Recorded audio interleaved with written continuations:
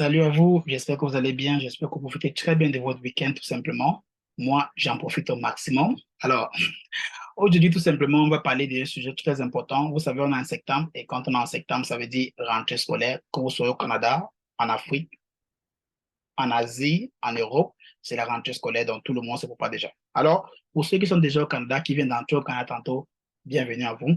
Pour ceux qui ont déjà les permis d'études en Afrique et qui sont en train de planifier déjà les venues au niveau du Canada, vous devez vous préparer parce que vous avez traversé la première étape. La deuxième grande étape va se dérouler à l'aéroport du Canada. Donc, vous devez absolument savoir qu'est-ce qu'il vous faut pour être prêt à répondre à toutes les questions ou bien à pouvoir présenter tous les documents qu'on va vous demander dès votre arrivée à l'aéroport. Donc, ces informations, ce que je vais partager avec vous dans cette vidéo, ce sont des documents que vous devez absolument avoir dans votre sac à dos avant de pouvoir entrer au Canada. Donc, ne mettez pas ça dans vos valises. Les valises, les bagages, eux, vont s'avancer. Ils vont avancer, ils vont partir devant et vous allez venir en arrière tout simplement.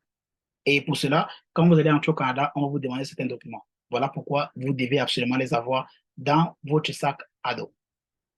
Avant qu'on ne passe directement au générique, je vous demande si vous êtes tout nouveau, tout nouvelle, abonnez-vous dès maintenant si, mettez les pouces, c'est gratifiant et c'est gratuit. Partagez au maximum. Et si vous êtes membre exclusif ou bien abonné de la chaîne, partagez aussi. On n'est qu'à 4000 abonnés, on peut faire plus, on peut faire mieux. On se bat au quotidien pour vous donner des informations et on a besoin aussi que vous nous souteniez au maximum. Donc, abonnez-vous tout simplement et on se retrouve après le générique.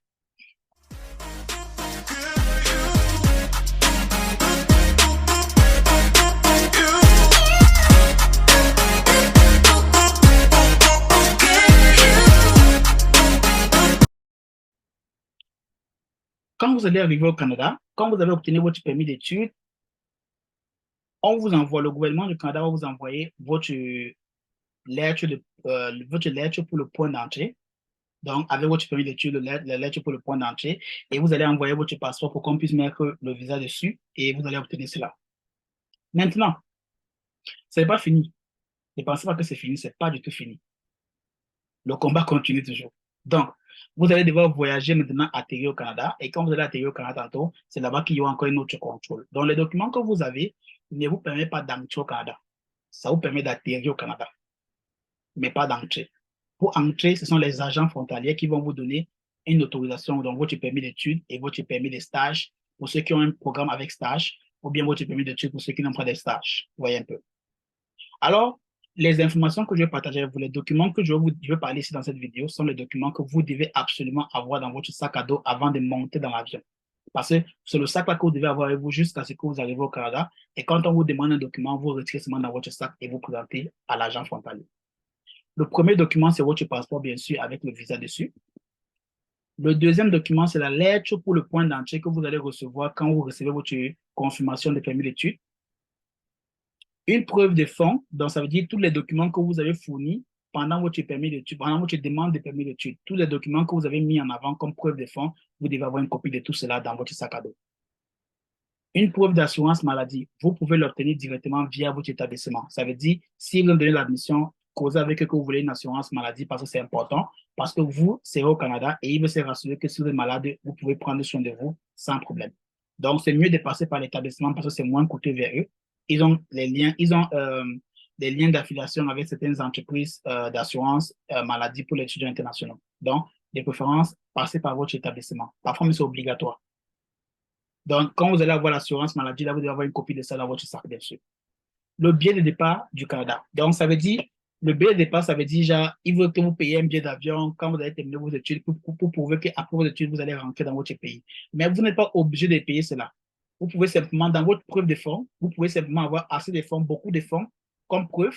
Et là, ils pourront voir qu'avec les fonds que vous avez présentés comme preuve de fonds, ils pourront confirmer que oui, bel et bien, après vos études, vous pouvez bien sûr rentrer dans votre pays. Donc, vous pouvez payer un billet d'avion et rentrer dans votre pays. Voilà pourquoi ils ont mis l'option-ci ou une preuve de fonds suffisant pour acheter un tel billet d'avion. Vous voyez un peu. Donc, ce n'est pas trop obligatoire. Ce n'est pas obligatoire que vous faites un billet d'avion aller-retour. Non, ce n'est pas obligatoire.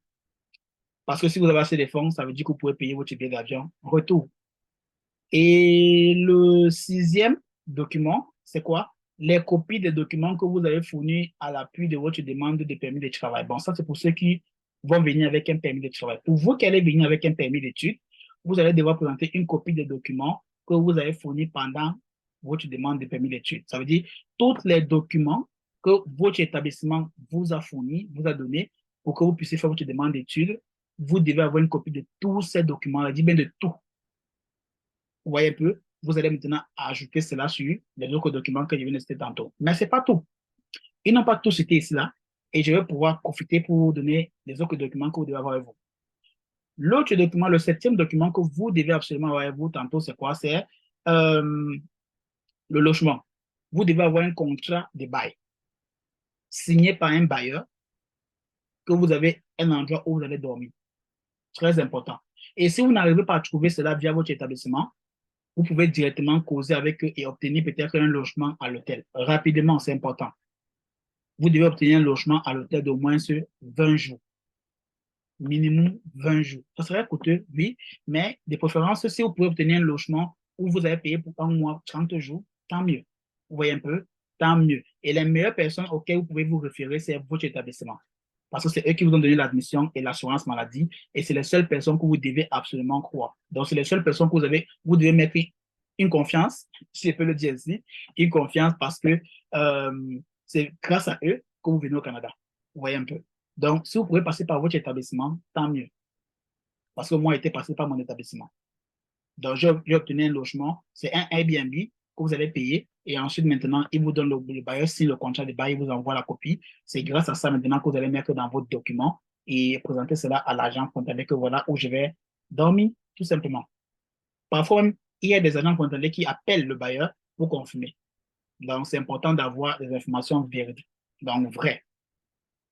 L'autre document que vous devez aussi avoir, pour ajouter sur ce que je viens de citer tantôt, c'est certificat médical et les vaccinations tantôt, COVID et autres choses, là, genre, bon, tout ça, en fait. Si vous pouvez obtenir les cartes, les vaccins jaunes, les carnets jaunes, les vaccins contre le COVID, le certificat médical, tous ces documents-là, obtenez-les tout simplement et ajoutez cela dans vos documents. Très important.